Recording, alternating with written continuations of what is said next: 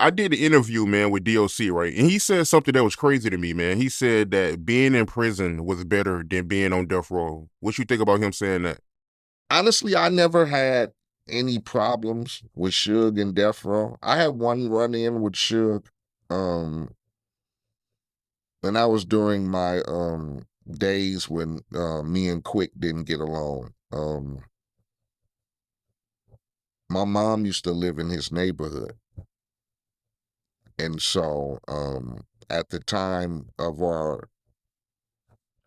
the height of our beefing, it was niggas was in the streets, rumors was going around, niggas was hearing stories, hey, we know where Eiht's mom live and shit like that. So um my mom lived right across the street from Suge's mom. So I was leaving my mom's house one day,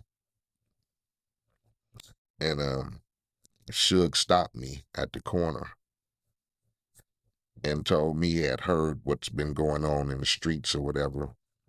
And say, hey, your mom's is cool. Don't trip. Everything is good with your mom's house. You ain't got to worry about nothing like that. But so I never had any ill will situations with Death Row.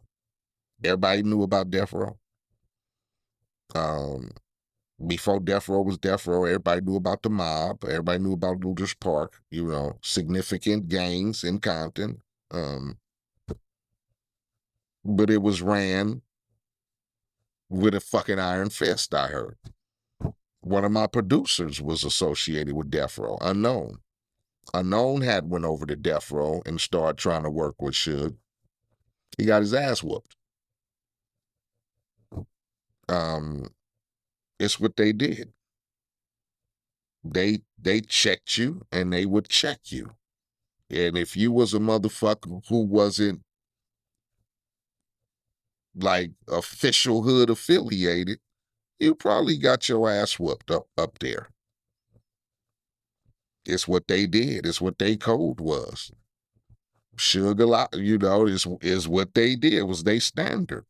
So I could imagine being an artist or a producer or just a motherfucker thinking he could be accepted at death row, because the rumor was if you wasn't up to par, you got your motherfucking ass stomped.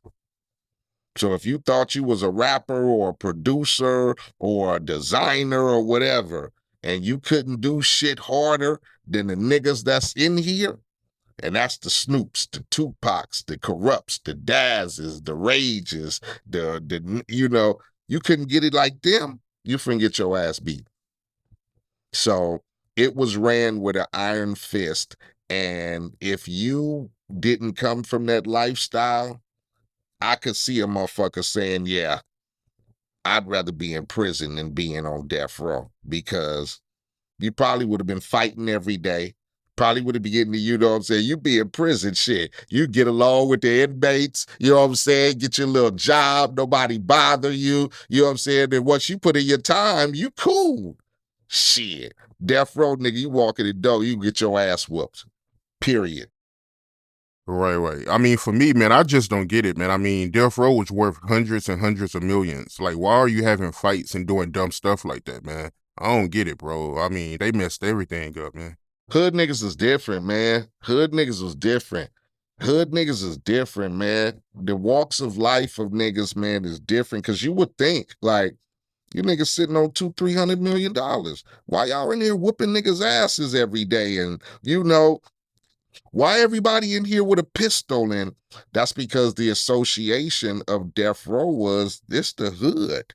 I mean, even though we a record label and niggas is making records, my nigga over here just got out the pen yesterday.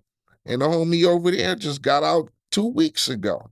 And every nigga in here is off the block. So you gotta understand the mentality of the record label. This ain't no motherfucking Sony music up in here. This ain't no motherfucker, you get me? Y'all done gave a hood nigga $200 million. And what do you think that's gonna make a hood nigga do? You think that's gonna make a nigga more civilized, or the hood gonna come out in full extent? That's what happens. You get me? And it's unfortunate because, like I said, death row was the shit.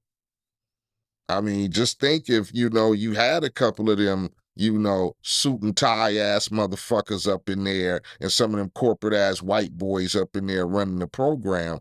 Nigga, them motherfuckers would have been. You get me? They had the super of the superstars. But unfortunately, you know what I'm saying? Sometimes when we get into these positions and we still stuck in the hood, our mentality don't change. Money make it badder, man, make it worse. Because if I'm still hood affiliated and you give me $100 million, man, you fucking up. I'm finna bring every nigga from my neighborhood in. We finna be this. We finna be terrorizing because you can't control niggas, and especially if I'm one too. You get me? So I'm leading by example. So if I'm walking in there every day with 10 niggas on my hip and niggas got AKs and we still like throwing up the hood and fuck niggas and, we kicking in doors and,